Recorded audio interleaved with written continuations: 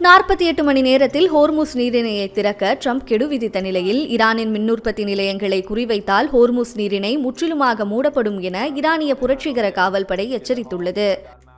எந்தவித நிபந்தனையும் இன்றி ஹோர்முஸ் நீரிணையை முழுமையாக திறக்காவிட்டால் ஈரானின் மின்னுற்பத்தி நிலையங்களை முற்றிலுமாக அழித்து விடுவோம் என அமெரிக்க அதிபர் ட்ரம்ப் கூறியிருந்தார். ட்ரம்பின் காலக்கெடு முடிய இன்னும் ஒரு நாள் மட்டுமே உள்ள நிலையில் ஈரானும் கடுமையாக எதிர்வினையாற்றியுள்ளது.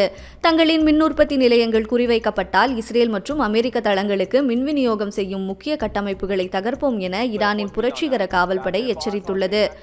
வளைகுடா நாடுகளில் அமெரிக்கர்கள் பங்குதாரர்களாக உள்ள பொருளாதார, தொழில்துறை மற்றும் எரிசக்தி கட்டமைப்புகளை இலக்கு வைப்போம் என்றும் மிரட்டல் விடுத்துள்ளது. ஹோர்முஸ் நீரிணையில் நிலவும் அச்சுறுத்தலால் உலகளவில் நெருக்கடி சூழல் எழுந்துள்ள நிலையில் ஈரான் போர் ட்ரம்பின் கைமீறி சென்றுவிட்டதாக சர்வதேச ஆய்வாளர்கள் குறிப்பிடுகின்றனர். அதே நேரம் ஹோர்முஸ் நீரிணை ஈரானின் எதிரி நாடுகளுடன் தொடர்புடைய கப்பல்களை தவிர அனைத்து கப்பல் போக்குவரத்திற்கும் திறந்தே இருப்பதாக ஐநா கடல்சார் முகமையின் ஈரான் பிரதிநிதி தெரிவித்திருந்தார். AFP செய்தி முகமையின் தரவுகள் படி பிப்ரவரி 28ஆம் தேதி முதல் மார்ச் 18ஆம் தேதி வரை சுமார் 21 கப்பல்கள் ஹோர்முஸ் நீரிணை வழித்தடத்தில் தாக்கப்பட்டுள்ளதாக கூறப்படுகிறது.